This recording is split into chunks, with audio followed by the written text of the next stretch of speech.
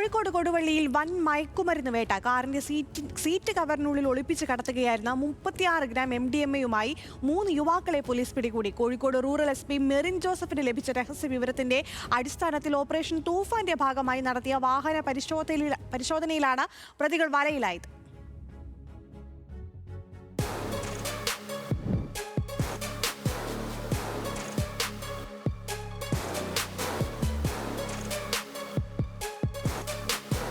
കൊടുവള്ളി മാനിപുരം സ്വദേശികളായ ജിസാർ, ജൈസൽ, താമരശ്ശേരി സ്വദേശി ശ്രീനു എന്നിവരാണ് കൊടുവള്ളി പോലീസിന്റെയും ഡാൻസ് ഓഫ് സംഘത്തിന്റെയും പിടിയിലായത്. കൈ കാണിച്ചിട്ടും നിർത്താതെ പോയ ഇവരുടെ ആഡംബര കാർ പോലീസ് പിന്തുടർന്ന് പിടികൂടുകയായിരുന്നു. കാറിന്റെ ഡ്രൈവർ സീറ്റിന്റെ കവറിനുള്ളിൽ ഒളിപ്പിച്ച നിലയിലായിരുന്നു വിപണിയിൽ 1.5 ലക്ഷത്തോളം രൂപ വില വരുന്ന 36 ഗ്രാം MDMA.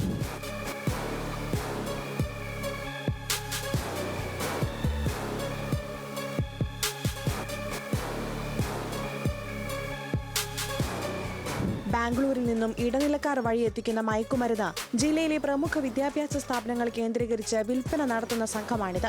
പിടിയിലായ ജയ്സൽ, നിസാർ എന്നിവർ മുൻപും വൻതോതിൽ മയക്കുമരുന്നുമായി പിടിയിലായിട്ടുള്ളവരാണെന്ന് പോലീസ് വ്യക്തമാക്കി.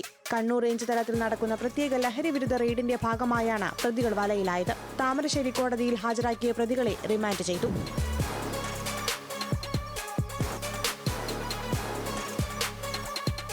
ന്യൂസ് മലയാളം, കോഴിക്കോട്.